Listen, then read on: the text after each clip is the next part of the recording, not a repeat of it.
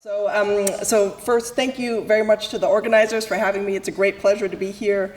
Really kind hospitality, fantastic dinner. I was saying yesterday, most conferences always have chicken for dinner, so it was nice to have things like foie gras. So thanks very much, and also for the kind introduction. And thanks to all of you for being here. Third day of the conference is always a tough, it's hard to be last. But so I really appreciate that you showed up despite being maybe hungover or whatever. Okay, and now you guys all see I'm wearing a jacket, right? So I took this seriously. I'm going to take it off now because it's hot.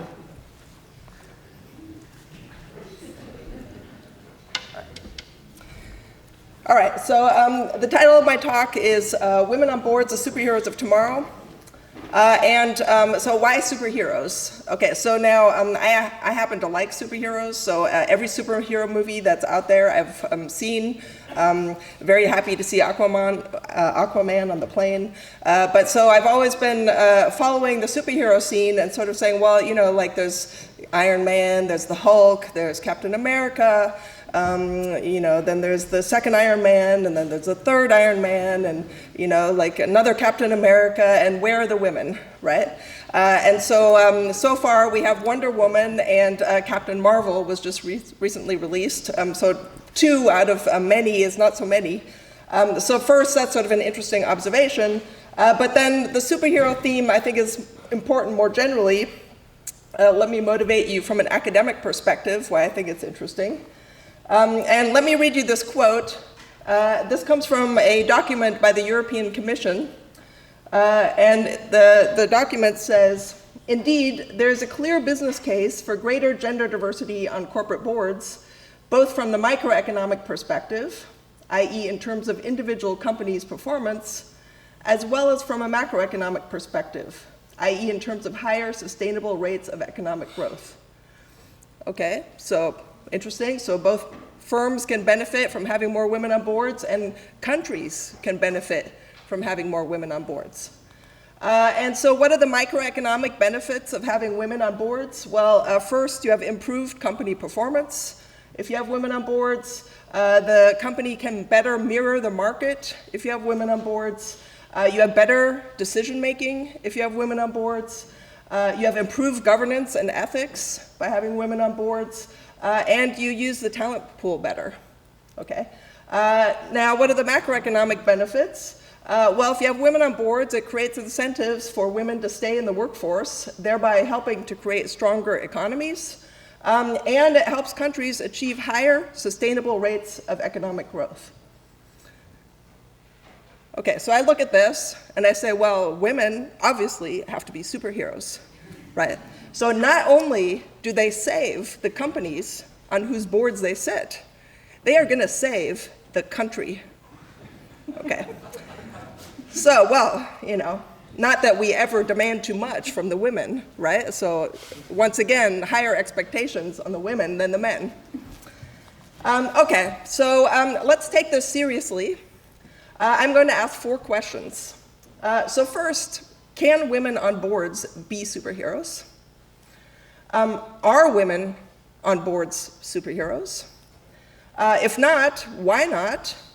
And what is the role of policy in this whole discussion? Okay, so here is the first question. So can female directors save the world? Okay, this one is Captain Marvel, by the way, in case you haven't seen the movie. Okay, so how am I going to answer this? So I did some work. I used to be in Sweden, and I did some survey work in Sweden of directors.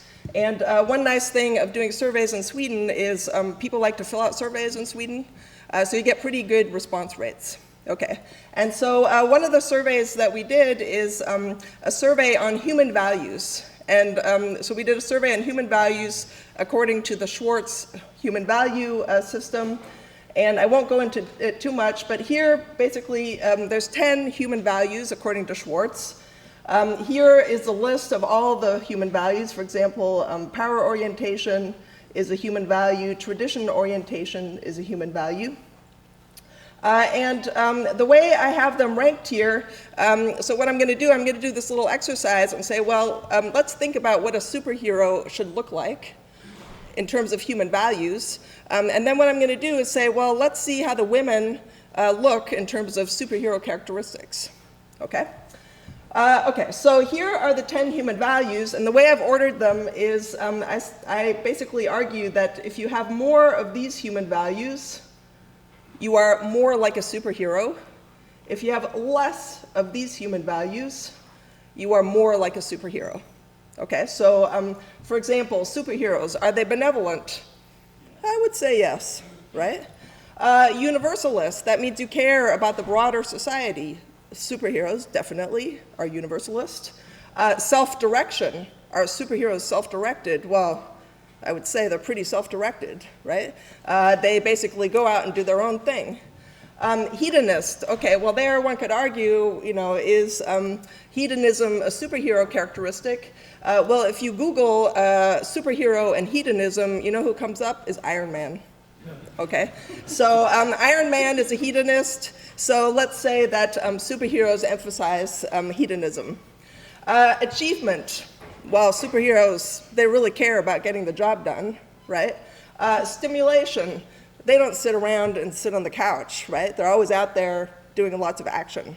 Okay, so the more you have of these values, the more like a superhero you are, I would argue.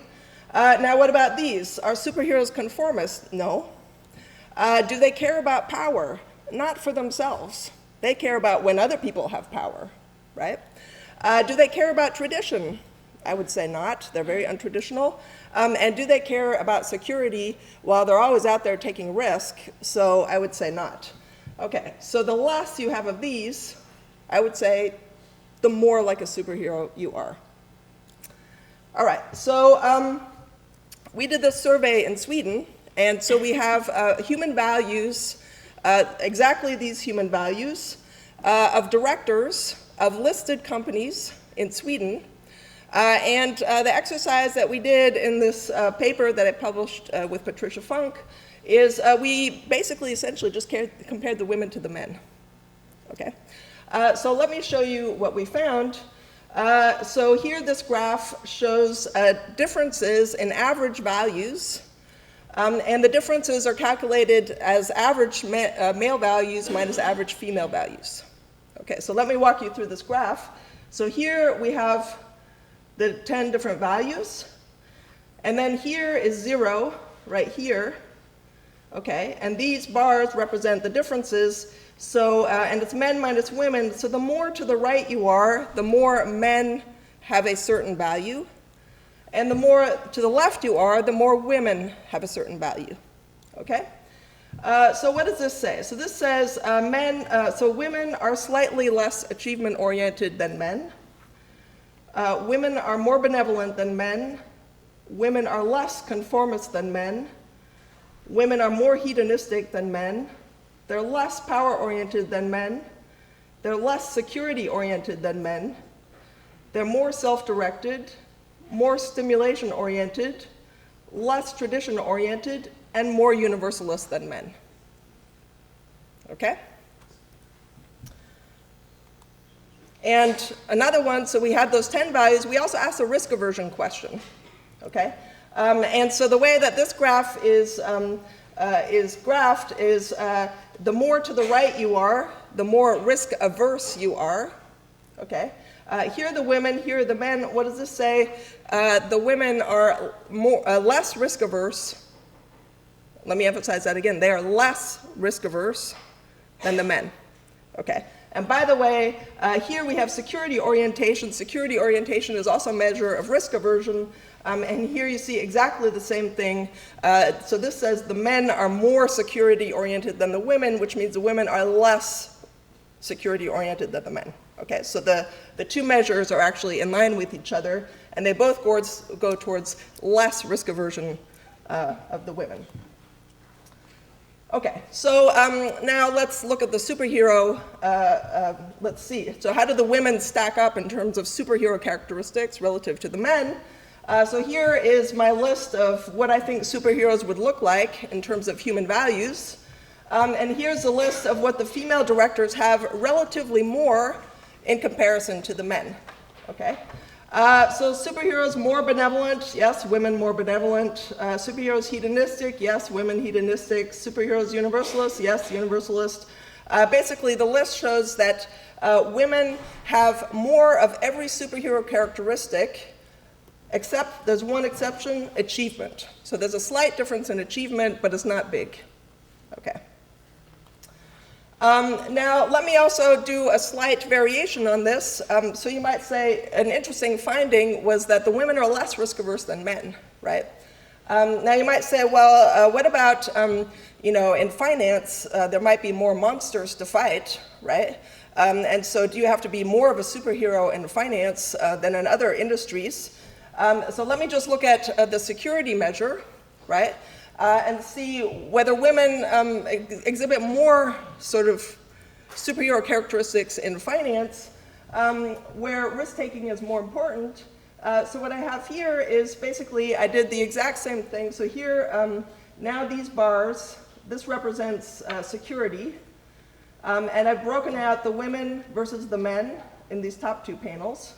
And then, so here you see the same result. So here's security for women, here's security for men. And so you see, again, the same result. The women emphasize security less. They're less risk-averse than the men. That was the finding that I showed before. And now what I did is I broke it out by finance and non-finance. Okay, so let's look at the men first. So the men in finance are slightly less security-oriented than the men who are not in finance, which, if you think risk-taking is important, this is what we should expect, right? So the men who are in finance should like to take risk.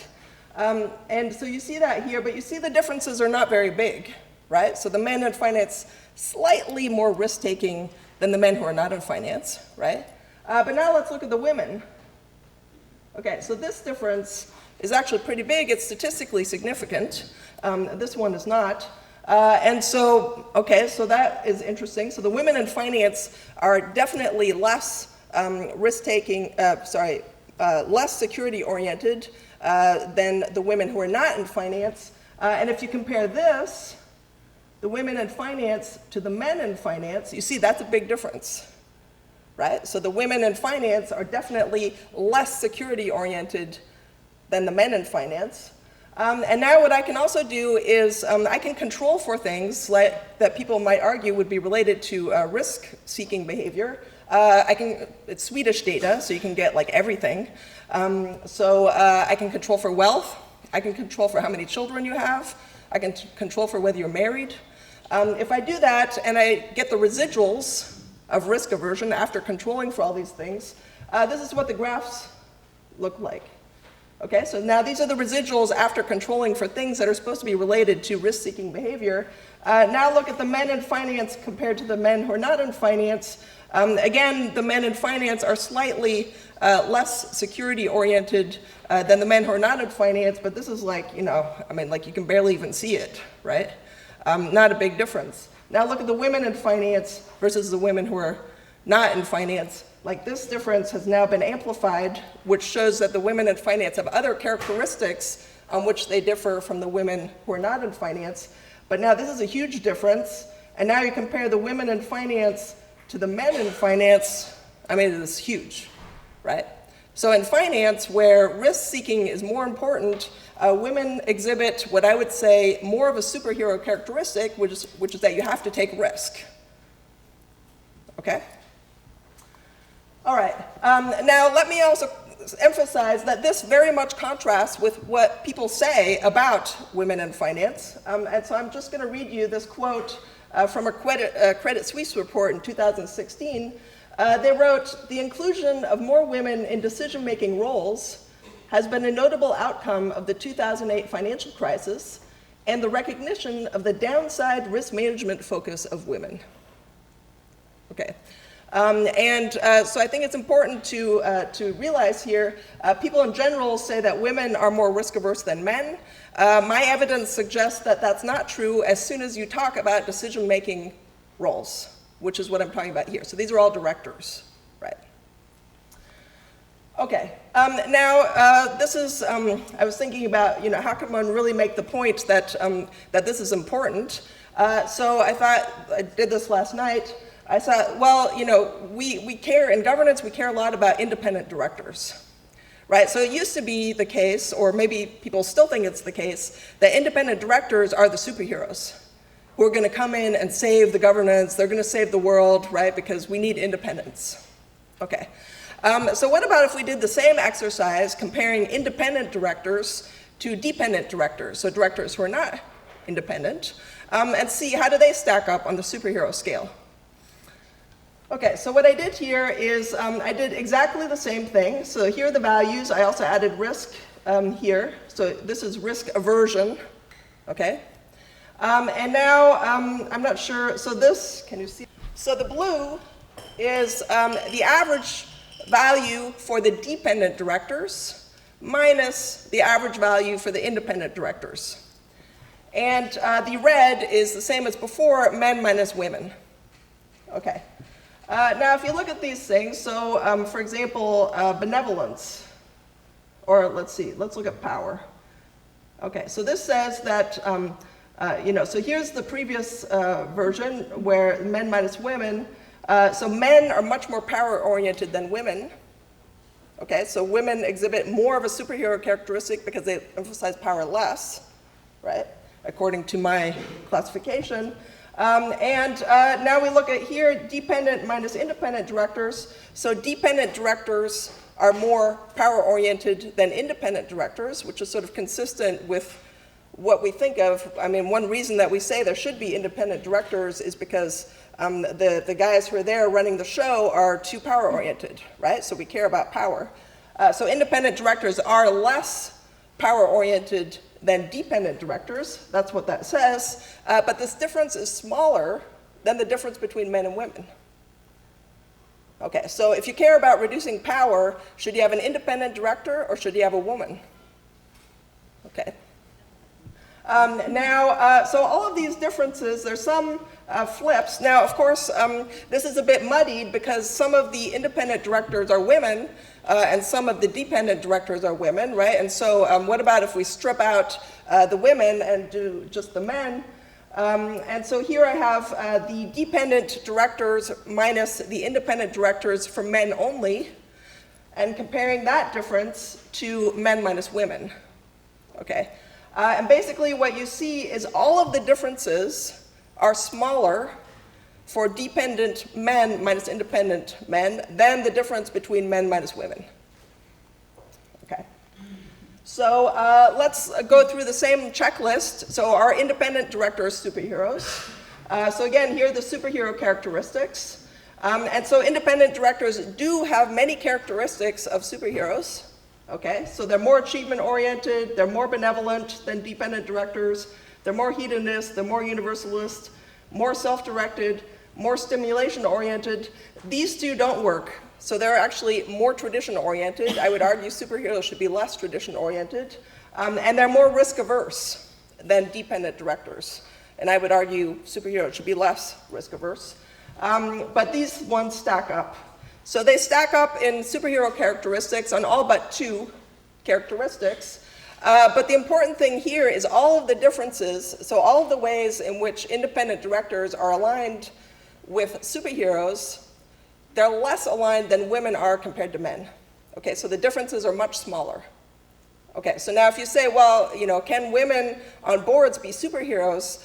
I would argue they could be even more superheroes than having independent directors, right? So all the policy where we argue that, good governance should involve independence, well, maybe good governance should involve having more women because you get greater differences in characteristics if you have women on the board than if you have men on, like independent directors on the board. And the way that the characteristics stack up is more in line with what I would argue superheroes look like. Okay. So can women be superheroes? So that was the first question. And my answer is sure, right? Women can be superheroes. They exhibit more superhero values than the male directors. And they may exhibit these characteristics even more in finance, where risk-taking is more important. And relative to men, they look more like superheroes than independent directors do relative to dependent directors. Okay, so theoretically, women can be superheroes if they're on boards. Now, what's the evidence say? Do they save the world? Okay. Well, I would argue that if you're going to fix the economy, which the European Commission basically argued, right, you have to have enough women, right? It's probably hard to argue that one woman is enough, right? So like, how many women do you need? I don't know, but how many women are there? Let's first try and figure that out, right? So if you're gonna save, the growth and increase everything, gotta be enough women. Okay, so let's look at how many women there are. And what I'm going to do is I'm going to look at what the surveys say, and then I'm going to look at some of my own data. So a very famous survey in this area is a Catalyst survey, which is data on board diversity for Fortune 500 firms. At some point they switched to S&P 500, but basically it's very large companies in the US. Now also the European Union, so I read you that quote from the European Commission. So the European Commission is very interested in this gender diversity debate, and they have a database that they've put together to look at these things. So I'm also going to look at the European Union's gender balance in decision-making database. And what's in this database is data on board diversity for the largest 50 members of the primary blue chip index in each EU country. Okay. And then, just for the heck of it, I mentioned Credit Suisse before. So let's look at Credit Suisse data. So they have proprietary data on 3,400 companies that their research analysts cover globally. Okay, so what's my data? It's going to be BoardX data. So BoardX, for those of you working in the field, you know BoardX is a very standard database on boards. And so we have unregulated firms in 24 OECD countries from 2001 to 2016. Okay, now what we do with BoardX covers like, I don't know how many countries they cover nowadays, but like over 100 countries. So what we do with BoardX is we say, well, a lot of the coverage is not very good. And so we impose a market cap restriction. We say a country is only allowed to enter into our database if BoardX covers at least 70% of the country's market cap in that year. So we basically require that the data is representative of the country. Okay, so here is a graph. This shows board diversity. For those of you not in the field, it's just number of women on the board divided by board size, right? So pretty simple. So this shows board diversity over time, and this dotted line here is Catalyst data, and this line right here is our data for the US. So this is US data. Okay, so now you look at it, you're like, okay, well, that looks a bit weird, right? Because our data is basically, we have like half of what Catalyst says, roughly speaking. Okay, what's going on? Well, let's look at another picture. Here is the EU's, the European Union's database for 16 European Union countries. These are the numbers for the EU. You see a very strong trend upwards here. This green line here is our number. So you see first, again, there's a pretty big divergence here, and also the trend in our data is different. It's not quite as strong. It's upward, but not as strong. Okay, again, it seems like, well, do we have a measurement problem? Like, what's going on? Here's the UK. Let me just single out one country. This is the European Union's database for the UK. And yes, it does really look like this weird pattern, right? So, I mean, it's like double checked it millions of times, strange data, but anyhow, that's what they have. This is our estimate for the fraction of women on boards on average for the UK. Again, huge difference, right? So there, according to the European Union, board representation of women is roughly more than 25%, right? So it looks like great progress. We're saying really it's more like, what is that, 12%? It's about half, right?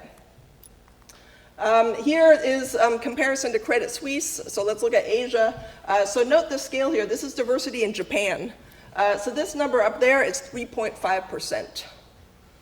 Okay, so the UK number I was talking about 25%, right? This here is 3.5% maximum, right? So Japan does very poorly in terms of board gender diversity.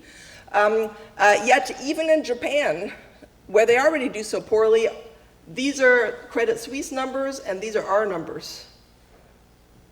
So also, we have lower numbers than they do for several years. Okay, so what the heck is going on here? What I have here is another graph to illustrate what's going on. This right here, the dotted line here, is the number of companies that enter into the entire European Union database. Okay, so remember the definition is the top 50 companies in each country. Now, some countries don't have 50 companies in their primary blue chip index, so there'll be fewer companies. And so you note that this right here is 500. So they start the database, then the number of companies goes up, and then there's a drop, and then it's constant. And you look at that and you say, well, what, did they run out of money, right? So they always have the same budget every year. This would be one explanation, right? Because it's a bit odd to have the constant number of companies every year. Okay, so that's about 500, or fewer than 500 companies entering their sample. This is the number of companies in our EU sample that we did the comparison for. And so you see up here that's like 3,000, more than 3,000, right? So you take more than 3,000 companies and you compare it to roughly 500 if we're being generous. Okay, so this is what makes the difference. Okay, and so what's going on here? The Catalyst survey is for Fortune 500 companies. These are very large companies. Okay, now the numbers that I showed you where we had roughly half, our sample contains between 1,700 and 4,500 companies for the US. Okay, the EU database is for at most 50 companies in each country, generally less than 500 total. Our sample has between 600 and 1,700 for the UK alone. Okay. Credit Suisse, what do? They say, well, we're going to show you numbers for companies that our analysts cover. Now, what are companies that have analyst coverage? These are very big companies, right? So analyst coverage is for big companies. Okay, so what is this telling you? Basically, all of these surveys only look at large firms. Now, as soon as you start looking outside of the large firms, the picture is very different, right? So basically, women are much more likely to sit on the boards of large firms. So if you're only looking at the large firms, it looks like women, okay, they're still underrepresented, but it's like, oh, it looks like lots of progress or whatever. Actually, if you look outside the large firms, we estimate their coverage is, women maybe, the numbers are overestimated roughly by half.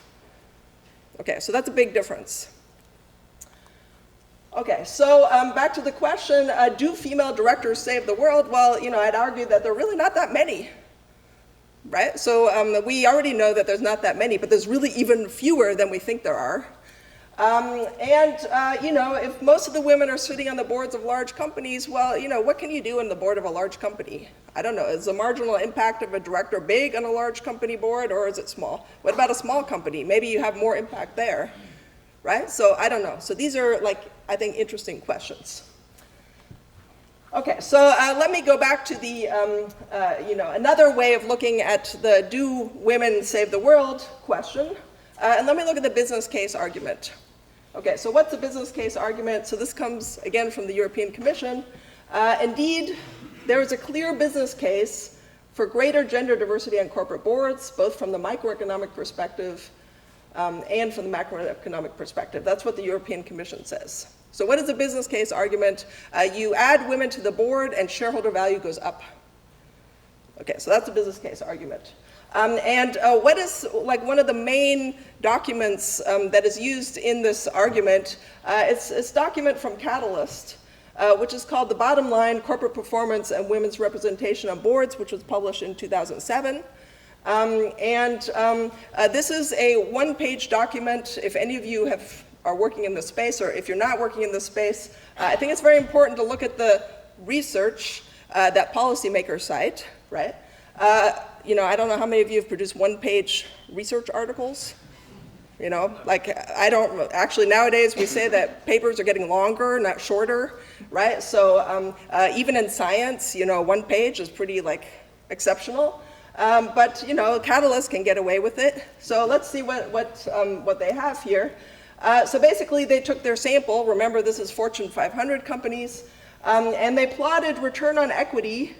Here they plotted it for the bottom quartile of women on boards of directors and here's the top quartile of women on boards of directors. And then they said, oh my God, look, there's a 53% increase from the bottom quartile to the top quartile.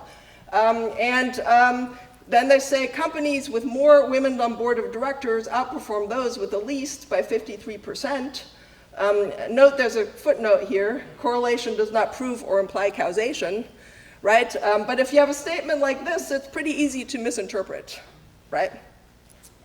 So it's not clear that this should be a footnote. Okay, so this is basically all they did. They took some data and they plotted it like this, and hence we have a business case for women on boards.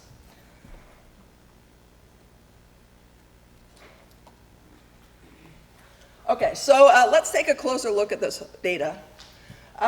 So I happen to have written a paper looking at the business case argument, and so I took my data and I said, well, let me replicate Catalyst.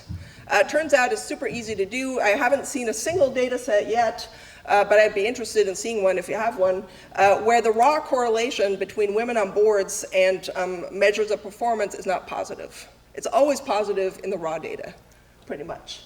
Okay, so here what I have is, so first I'm going to replicate Catalyst. So my dependent variable here is return on equity.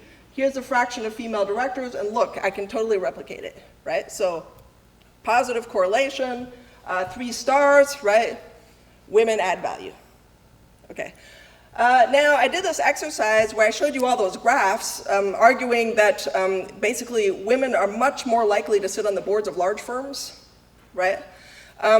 So if I know that that's true, and I also know a little bit about large firms, I might say, well, maybe large firms perform differently than small firms, right? So now I know 2 facts that, you know, women on boards might be correlated with firm size, and firm size might be correlated with performance. Maybe firm size is an omitted variable in this regression. So let me throw firm size in, see what happens. So here I have log sales as a proxy for firm size. So I throw that in, and all the stars go away. Okay, so the stars go away. The magnitude decreases from 24 to 6, right? So it's basically decreases by 75%, right? And there's no stars left. Okay, so all I had to do to kill this result is throw in firm size. Okay.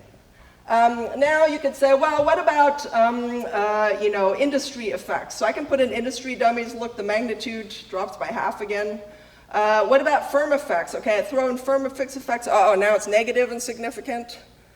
Now I can put in other stuff, like what about board size, independence, number of business segments? Okay, now it's not significant, still negative. So what the heck is the relationship between women on boards and performance? I would argue we have no clue. Okay, so this is a classic example of a totally non-robust result. Okay. And you know, it's pretty scary if all I have to do to kill it is throw in firm size, right? Okay, so do female directors save the world? So now basically I set this up. I said, well, look, women have more characteristics of superheroes than men. So we might expect that really, you know, the women on boards does actually increase the better performance. But according to the business case metric, it's really unclear whether performance increases, right? So this evidence for the business case is simply not robust. Now, a lot of times when I give this talk, you can imagine people like totally freak out, like how can I say that, right? But I actually think as scientists, this is really important because this is where the research should be at, right? So, so we should stop trying to figure out why, you know, whether women are correlated with performance. We should try to figure out what are the conditions in which women and men work together to achieve better outcomes. So I think recognizing this is really important. It tells us there is a problem that we need to understand.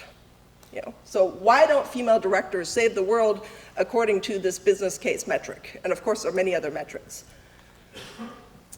Okay, so let me give you a very incomplete suggestion for what I think is going on. Well, the way that people talk about this is they always say, well, look, you know, women are not on boards because firms are discriminating. So if you read the European Commission documents, these documents are all related to a proposed 40% gender target on boards. And basically what they say is, well, look, HR directors and nominating committees are to blame, right? There's discrimination at the firm level because firms are not hiring outside of their networks. So it's all the firm's fault.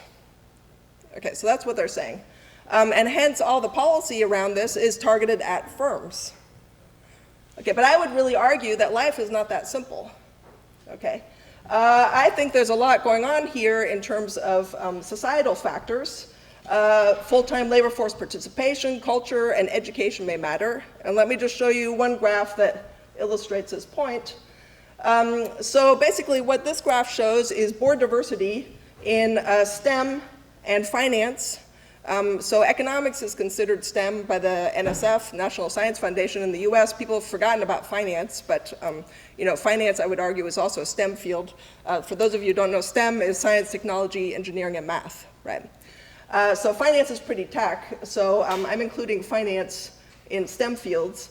And so basically what we did is we looked at the proportion of women on boards in STEM firms, so that's the solid line here, and other firms, so non-STEM firms. Okay, so this is global firms excluding the US, and here's the US. Okay, now what you see is, there's far fewer women on boards in STEM firms than there are in non-STEM firms. Now, if you say to me, well, this is explained by the fact that STEM firms are much worse discriminators than other firms, I would say that's ridiculous. Right? So this can't just be systematic discrimination. There's got to be something else that's going on, right? And if you know anything about STEM, you know there's this huge discussion about why women are not in STEM, why they're not graduating and going into STEM jobs, right? So this is like a big issue. This is a big societal level issue. This cannot be explained, in my opinion, by a systematic, more persistent discrimination by STEM firms. Okay. So what this suggests is, we're talking about really complicated problems here, right? There's a lot going on in this area that we don't yet fully understand. And so I would say that to understand firms, we need to understand institutions, right? So just correlating board diversity with performance, that's not going to cut it. We've got to really understand what's going on here. Okay, so let's look at the current policies, because there's a lot of policies in this area. And maybe these policies are going to help women achieve their full potential, right? So women can be superheroes. Where's the evidence, right? So maybe the policies are going to do it. Now, what I have here is I've plotted here the number of policies that pertain, these are country-level policies pertaining specifically to board-level gender diversity that have been enacted since 1990. Okay? So you see there's a lot of activity going on. Now, what are these policies? These are board quotas. There's also policies where companies have to disclose their diversity. There are also corporate governance codes that specifically mention gender diversity as a criteria in nominating directors. Okay? So here's a number of policies. This dotted line right here shows the percent of countries worldwide that have at least one country-level board gender diversity policy. Okay, so, and this is cut off, there's been more since 2015, but this is almost 25%, right? So almost a quarter of countries worldwide have some sort of board gender policy. It's pretty staggering if you think about it, right? Okay, so now one question one always wants to know, are policies informed, right? So are these good policies, or, how do we think about these policies? Okay, so let me read you another quote from the European Commission, which has a proposed 40% gender target. It hasn't been enacted yet. But so they say, in business, there is an ever-increasing body of evidence showing that companies with a good balance between the sexes at senior level tend to perform better than those that do not. Footnote 7. Now, what does footnote 7 say? Examples of studies linking corporate performance to the representation of women on boards include the bottom line, corporate performance and women's representation on boards, Catalyst 2007. Right? So, I'm sorry. Well, and then you might say, well, it says an ever-increasing body of evidence. So this is 2010. They cite something from 2007. They also cite Women Matter, Gender Diversity, a Corporate Performance Drive by McKinsey. Okay, so I have a couple of quibbles with this. First, an ever-increasing body of evidence. Where's this evidence, right? Second, what does evidence mean? Like, what's the standard for what we call evidence? You know, like this, you know, I mean, I could kill the catalyst thing putting one variable in the regression, right? Like, seriously? Are we making policy based on something like that? I mean, it's pretty, I don't know about you, but I would not say that these policies are informed. Okay, so let me just make this point a little bit stronger. So what I did is I said, well, how many papers have actually been published in reputable outlets on women on boards? Like, what do we actually know about this topic? Okay, so it's a huge policy concern, right? Like almost 25% of countries, probably more by now, have some sort of policy with respect to gender diversity. What do we know? Okay, so what I did, just for the sake of having some measure, I said, well, let's look at FT50 journals. The entire history of FT50 journals, how many papers on women on boards are there? And if we exclude Journal of Business Ethics, which it's sort of interesting, roughly 60% of papers on women on boards are published in Journal of Business Ethics, which is sort of an interesting correlation, I think, in and of itself. But I'm going to exclude them. Why am I going to exclude them? Because I would argue the standards for identification are lower at Journal of Business Ethics, and I'm sorry if I've offended someone, but you read a paper in the Journal of Business Ethics, you decide for yourself, right? Okay, so 61% of papers are in Journal of Business Ethics. There are only 4 papers published prior to 1990 on women on boards, which sort of makes sense because you know what? There didn't used to be any women on boards, right? So this is a new literature because there are now women on boards. We can study them. We never used to be able to study them because there were no women on boards, right? So of course it's a new literature, right? Okay, so now, but let's look at how this literature has evolved. Okay, so I start from 1990, and what I'm doing here is I'm plotting, this line right here is the number of papers that have been published every year. Okay, and this dotted line I've taken from the previous graph, that's the number of policies on women on boards. Okay? Okay, so what do you see here? So there's a paper, that's one paper, right? One paper, one paper, one paper, one paper, one paper, one paper. Oh, okay, there's a little bit of a trend upwards here, right? And here are the policies. I don't know about you, but I think that's a pretty striking graph, right? Like, so, like, we basically know nothing about women on boards, yet there's all this policy going on in this area, right? And I can bet you that a lot of these papers are saying, oh, look, now we have a policy, let's do some identification, right? So, so the policies are front-running the research here, not the other way around. Okay, so I see 3 problems with this. So first, policies are informed by what I call research, right? So when the policymakers are designing policy in this area, they're quoting Catalyst, and they're saying that's research. I don't know, I really think there's a problem, right? I mean, like, we should have informed policies that are based on, like, serious academic work that takes these issues, looks at these issues carefully. I mean, we shouldn't let consulting companies take over our space, right? I mean, Catalyst and McKinsey, I mean, and also, I think one reason that policies are informed by research, and not actual research, so they're informed by research, not research, is that the consulting companies are very good at spinning a story that people like to hear, right? So, but wishful thinking is really not a good basis for policy making, right? So we shouldn't be making policy based on ideology. And why is that? Because it obscures the problems. Like, we need to figure out what are the problems that need addressing, right? So we shouldn't be basing policies on wishful thinking. So that's the first problem. And also, policies are front-running the research. So there's very little chance for the policies to be informed, right, unless they get updated.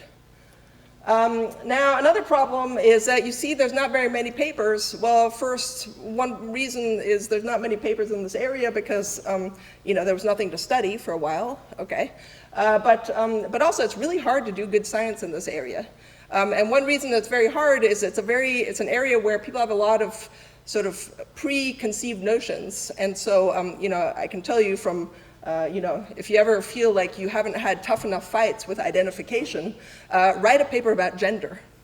And then see how that goes through the journals, and then, if you're a sucker for pain, you will be very happy, right? Because publishing a paper on gender, the identification concerns are magnified like tenfold, okay? So it's very hard to actually publish in this area, which really means we don't know much, right? Which of course means we should write more papers in this area, right? Because we don't know much and there's so much policy. Okay, so I would say that more research is needed to separate truth from fiction. So the fiction is, I would say, we are making a lot of progress. I would say the scientific truth, if you looked at those graphs, like what the representation of women actually is, there are far fewer women on boards than people say there are. Another fiction is women on boards are more risk averse and less overconfident than men.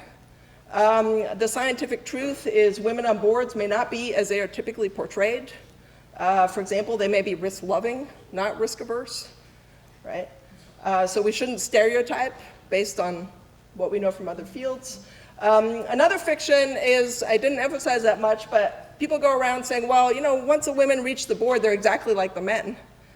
Actually, what I showed you is women are significantly different from the men. They're more different from men than independent directors are from dependent directors, right? So this is important because this means diversity can really matter. And it can matter more than some of the things that people obsess about, like independent directors. Okay, so women on boards can be very different from men on boards. Another fiction is there's a business case for female directors, and the scientific truth is that the business case can fail. And we need to understand why, right? Do you want me, I'm wrapping up, yeah. So to conclude, women may not always be superheroes, right? Like, so most of the time, maybe they are, but maybe sometimes they're not. But there's really no reason why they can't be superheroes more often. And what I think is important is that we have informed policies around this area that may actually help women and men achieve their full potential. So in answer to the question, can current policies help?